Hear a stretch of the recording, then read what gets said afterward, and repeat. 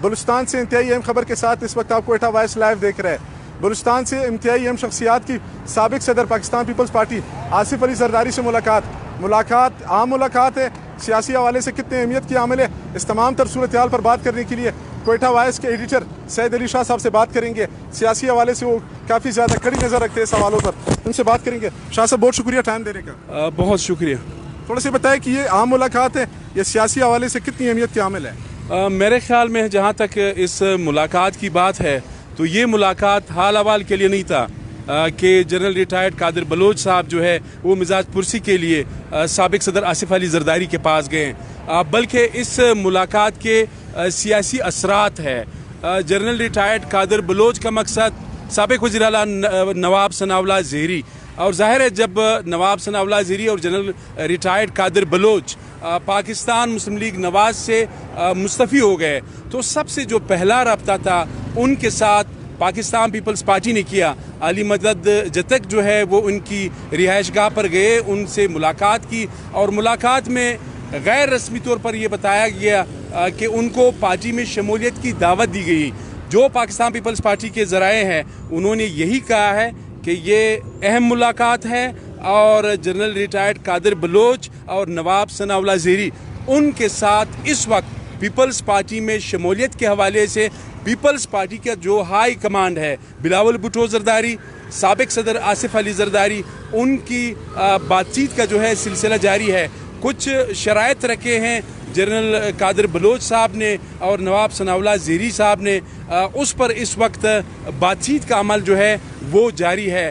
تو اس سے لگتا ہے کہ 2023 کا جو الیکشن ہے اس کے لیے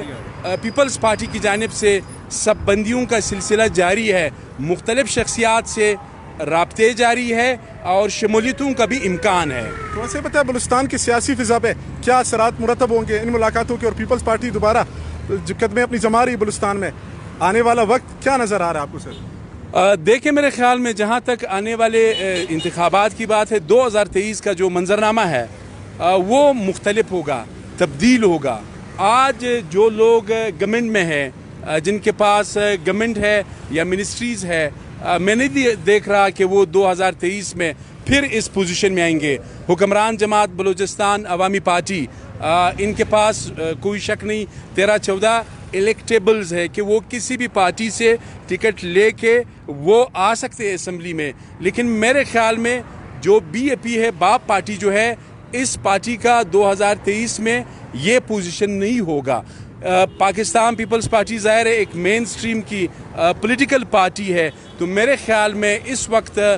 پیپلز پارٹی جو ہے وہ اپنے قدم جما رہی ہے۔ آپ نے دیکھا ایک ہفتہ پہلے چنگیز جمالی جو سابق وفاقی وزیر سائنس اینڈ ٹیکنالوجی ہے، وہ بھی پیپلز پارٹی بلوچستان کے صدر جو ہے وہ اپوائنٹ کیے گئے۔ تو میرے خیال میں اس وقت بات چیت کا سلسلہ جاری ہے، اور یہ جو ملاقاتیں ہیں ان ملاقاتوں کی اپنی ایک سیاسی اہمیت ہے۔ اور بلوچستان میں ہم نے ہمیشہ دیکھا ہے 1970 میں جب سے بلوچستان کو صوبے کا سٹیٹس ملا ہے، اس وقت سے لے کے آج تک جتنی بھی حکومتیں بنی ہے، اس صوبے میں ایک سیاسی جماعت یعنی یہاں پہ ایک سیاسی جماعت نے حکومت نہیں بنائی ہے، بلکہ ہم نے ہمیشہ یہاں پر دیکھا ہے مخلوط حکومتیں بنتی ہے۔ تو ظاہر ہے پیپلز پارٹی مین سٹریم کی پارٹی ہے، اگر وفاق میں وہ ادھر ادھر سے کچھ ملا کے وہ حکومت بناتے ہیں، یہ it is matter of F 2023 کے بارے میں یہ کہنا قبل از وقت ہے، تو وہ پھر یہاں جس طرح ماضی میں آپ نے دیکھا انہوں نے یہاں پہ حکومت بنایا، تو 2023 میں بھی ان کے ساتھ لوگ مل کے، لیکن یہ امپورٹنٹ ہے کہ اہم شخصیات ان کے ساتھ اس وقت پیپلز پارٹی کی جو ہائی کمانڈ ہے، 2 کا تو میں نے نام لیا،